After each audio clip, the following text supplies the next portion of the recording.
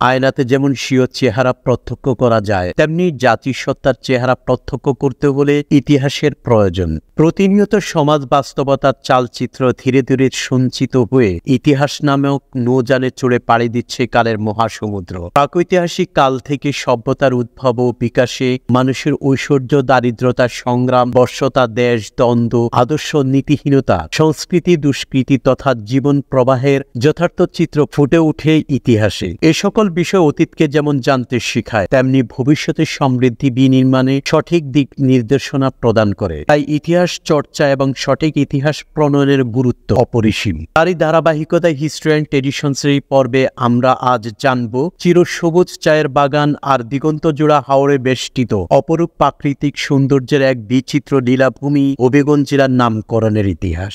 বাংলাদেশের উত্তর পূর্বাঞ্চলে অবস্থিত জেলাটি প্রাকৃতিক সৌন্দর্য অপরূপা আর প্রাচুর্যময় প্রাকৃতিক নৈসর্গ ঘেরা বহুমাত্রিক বৈশিষ্ট্যের অধিকারী।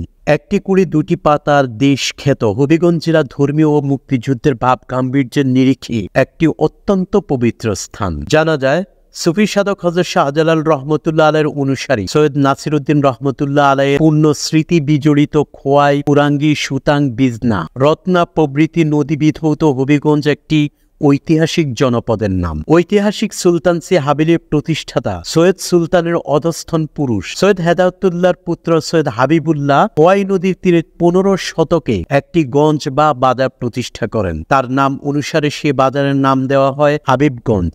এই হাবিবগঞ্জে কালক্রমে হবিগঞ্জে পরিণত হয়েছে বলে ঐতিহাসিকরা মনে করেন। প্রাগৈতিহাসিকবিদদের মতে আজ থেকে প্রায় কয়েক হাজার বছর পূর্বেও এখানে জনবসতি ছিল। প্রাগৈতিহাসিক বিষয়বস্তু নিয়ে যারা গবেষণা করেন তাদের মতে হবিগঞ্জের আশেপাশে হাওর আর নদী নালায় হস্তনির্মিত বিভিন্ন প্রাগৈতিহাসিক অন্ত্রের সন্ধান পাওয়া গেছে।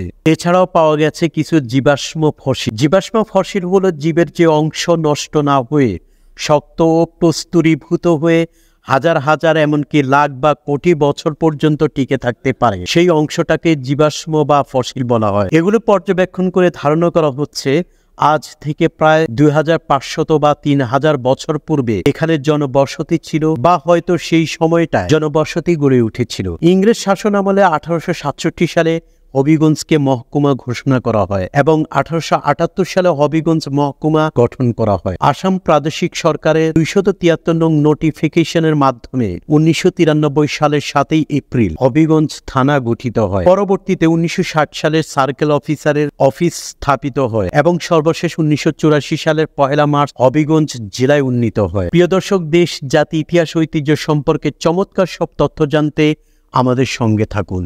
মনে রাখবেন, যে ব্যক্তি ইতিহাস সম্পর্কে যত বেশি জানে সে ভবিষ্যতের জন্য তত বেশি প্রস্তুত। তো আজ আর নয়, কথা হবে অন্য কোনো ভিডিও নিয়ে। সে পর্যন্ত আপনারা ভালো থাকবেন, সুস্থ থাকবেন, নিরাপদ থাকবেন।